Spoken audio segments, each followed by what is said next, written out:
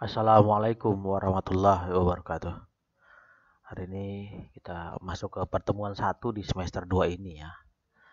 Dan judulnya yaitu minimum system microcontroller. Artinya kita akan mempelajari tentang minimum system microcontroller ya. Eh, jadi eh, pertama kali populer ya minimum system microcontroller ini tahun 1974, sudah cukup lama ya. Dan waktu itu Intel ya ini yang mengeluarkan ya. Nah, apa sih microcontroller itu? Ya, jadi microcontroller itu sebetulnya adalah komponen ya. Dia komponen IC ya.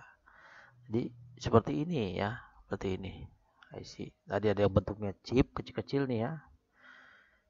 Nah, kecil-kecil dan ada yang bentuknya besar. Nah, kalau nanti kita akan coba eh, materinya itu yang besar dulu ya. Tapi sama aja, semua prinsip kerjanya sama ya. Yang kecil yang besar. Kalau sekarang, zaman sekarang ini kebanyakan pakai yang kecil ya, karena kita ingin perangkat kita kecil-kecil sehingga tidak terlalu besar ya. Trennya yang kecil ya. Perangkat itu lebih kecil, lebih hebat, lebih bagus gitu ya. Nah, jadi microcontroller ini dia mampu membaca dan menulis data ya. Dan kemudian juga bisa mengerjakan instruksi yang diberikan, yang diprogram oleh programming ya, oleh kita ya. Jadi kita bisa memprogram microcontroller ini, kemudian dia akan bekerja sesuai dengan apa yang kita tulis ya.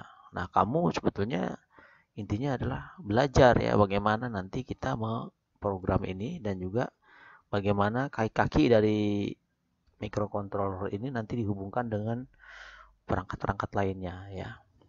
Jadi gitu ya. Sehingga dengan microcontroller ini kamu bisa membuat perangkat yang memiliki kecerdasan, bisa otomatis ya, bisa membuat keputusan ya. Jadi itu namanya perangkat yang memiliki kecerdasan ya, gitu ya. Nah, lagi-lagi ya saya ini ya, lihat di sini ini adalah komponennya. Jadi microcontroller itu termasuk komponen ya, dia IC ya. Jadi bukan sebuah perangkat atau bukan sebuah mesin ya, tapi dia berupa sebuah komponen elektronika saja. Ya, itu microcontrollernya itu. Tapi nanti akan dibuat mesin yang di dalamnya dipasang microcontroller sehingga mesin itu bisa cerdas atau bisa mengerjakan suatu keputusan ya. Gitu ya. Ini yang perlu kamu perhatikan ya. Jadi bukan sebuah perangkat ya, atau bukan sebuah rangkaian. Walaupun di dalamnya tentu rangkaian, karena kan IC ini kan integrated circuit, rangkaian terpadu dalamnya ada rangkaian-rangkaian yang cukup rumit, yang sangat rumit malah ya. Nah, tapi dia tetap merupakan satu komponen, udah jadi satu ya. Nah, dalam kehidupan sehari-hari ya, misalnya mesin cuci itu pakai microcontroller loh ya, atau DVD atau televisi kita di dalamnya ada microcontroller karena dia punya kemampuan seperti misalkan auto sleep, bisa mati sendiri atau bisa hidup sendiri. TV kita itu di rumah itu sebetulnya ada itu untuk matiin, hidupin pakai timer ada ya gitu. Jadi termasuk juga handphone kita ya, di dalamnya walaupun handphone kita itu sudah lebih dari microcontroller sebetulnya, karena dia udah mikrokomputer ya, artinya dia komputer di dalamnya. Sebenarnya microcontroller itu juga komputer yang lebih simpel ya, lebih kecil lagi ya, dengan kemampuan terbatas. Dan namanya microcontroller artinya dia bisa mengontrol sesuatu ya. Jadi ini kan microcontroller berarti dia bisa mengatur sesuatu dan ukurannya kecil gitu. Jadi makanya disebut dengan microcontroller. Nah, contohnya misalnya mesin cuci, dia bisa otomatis ya, karena dalamnya ada microcontroller. Dan contohnya lagi misalkan drone yang sekarang lagi yang rame ya, yang sering yang banyak ya di YouTube tentang drone itu kan ya. Nah, di dalamnya itu adalah microcontroller. Kamu bisa aja nanti memprogram drone itu jadi bisa memiliki kemampuan tertentu ya. Ya, daripada level pabriknya ya. Banyak di YouTube itu ya contohnya ya. Nah, jadi drone itu kalau misalnya apa keempat baling-baling ini tidak dikontrol oleh komputer ya, oleh microcontroller ya susah ya. dia tidak akan bisa stabil terbangnya. Nah, karena di dalamnya ada microcontroller yang mampu mengatur, pertama dia mampu membaca posisi dari drone itu, apakah dia miring atau enggak miring, dan yang kedua dia bisa mengontrol kecepatan motor ini sehingga dia bisa menyeimbangkan ya. Jadi kalau miring yang ini akan dikencengin oleh si microcontroller ini. Jadi bukan oleh user lagi, user hanya menentukan ketinggian nanti kecepatan seluruhnya ya. Jadi kecepatan seluruhnya ini ditentukan oleh kita, oleh remote ya. Atau kalau misalkan maju dan mundur atau miring ya itu ditentukan kecepatan ini itu ditentukan oleh si remote, oleh pengguna. Tapi ketika dia diperintahkan, dia akan tetap melihat besarnya kemiringan setiap posisi ini ya.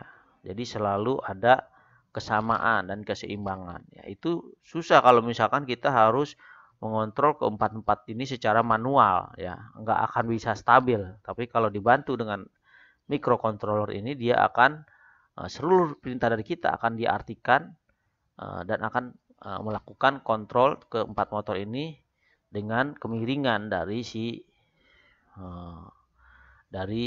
drone itu ya, yang disebut dengan biasanya kita sebut dengan flying control ya, flight control ya. Jadi ini ya dalamnya adalah microcontroller yang kita sudah program ya. Nah, karena microcontroller ini merupakan komponen, artinya dia tidak bisa berdiri sendiri ya. Dia harus ada rangkaiannya. Nah, rangkaian tambahan yang paling sederhana, yang paling minimal itu disebut dengan minimum system. Jadi disebut dengan minimum system itu maksudnya rangkaian yang minimal ya, minimal rangkaian supaya sebuah microcontroller ini bekerja ya. Ini contohnya ya, ini contoh microcontroller yang sudah jadi, tapi di sini sudah lengkap ya, lengkap. Jadi di sini sudah ada komunikasi USB. Jadi nanti dari komputer kita memprogram di komputer, kemudian colokin USB ke sini ya. Ini USB tipe B ini kalau nggak salah ya. Nanti ke sana ke komputer pakai USB juga kita download ya, kita upload ya. Kita upload dari komputer, kita upload ke dalam microcontroller ini. Jadi masuk nanti programnya dan akan tersimpan di sini. Kemudian dia akan bekerja sesuai dengan program kita. Nah, ini adalah portnya. Jadi sensor, aktuator, ya motor, LED, apa saja ini dihubungkan ke sini ya. Termasuk sensor juga ini ada 4 port ya. Port A, port B, port C, port D gitu ya. Ini port C yang sebelah sini ya. Nah, ini semua ini adalah untuk dihubungkan ke perangkat lainnya ya, di mana dia akhirnya bisa bekerja sesuai dengan apa yang kita program. Ya, misalnya untuk switch ya, switch untuk tombol-tombol di mesin air dihubungkan ke sini. Ini untuk ke motor mesin cuci ya, maaf. Ini tombol-tombol mesin cuci, ini motor mesin cuci, ini untuk sensor mesin cuci dan selanjutnya ya. Nah, ini bisa dihubungkan ya ke sini. Nanti seluruh tombol mesin cuci ataupun motor-motor pada mesin cuci atau sensor pada mesin cuci ini bisa dibaca dan bisa diperintahkan oleh si microcontroller ini. Berdasarkan apa? Berdasarkan script program yang sudah di-upload ya ke dalam microcontroller ini. Ya. Ini sudah ada download USB-nya ya. Jadi ini sangat lengkap, ada download USB-nya, ada power supply-nya di sini, ada downloadernya ya. Downloadernya itu ini, dari sini ke sini nih. Kalau minimum system sendiri itu sangat sederhana ya. Nah, jadi itu ya. Jadi microcontroller memiliki banyak pin ya, dihubungkan ke sensor sebagai input atau ke aktuator sebagai penggerak sebagai output. Microcontroller sangat banyak jenisnya ya. Nah, di pembahasan ini kita pakai microcontroller Atmega 8535. Tapi ke depan ya insya Allah ya nanti kita pakai Arduino ya. Karena Arduino saat ini sudah banyak yang digunakan dan juga dokumentasinya cukup lengkap. Jadi mungkin bisa ya. Tapi ini sebagai dasar aja ya. Kalau praktek Umumnya kita selama ini menggunakan 8535 atau 89S51 karena bentuknya yang besar dan kita bisa mempraktekkan langsung ya. Jadi yang penting itu kan adalah memahami microcontroller ini.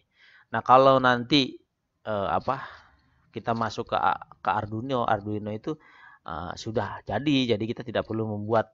Kalau ini nanti kita bisa membuat dari nol ya, semuanya kita pasang sendiri, kita bikin PCB-nya ya. Tapi kalau Arduino ya, apalagi kita pakai yang mikro, yang kecil ya, nanti kita beli sudah satu paket ya, satu paket seperti ini ya.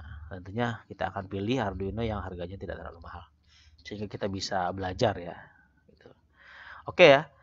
Nah, ini adalah spesifikasi ya, keterangan tentang Atmega 8535, nanti kamu baca aja ya. Jadi masih 8 bit ya, dan juga memori flash-nya hanya 8 KB ya.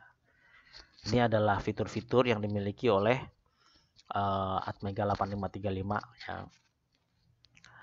Nah, ini adalah pin-pinnya ya.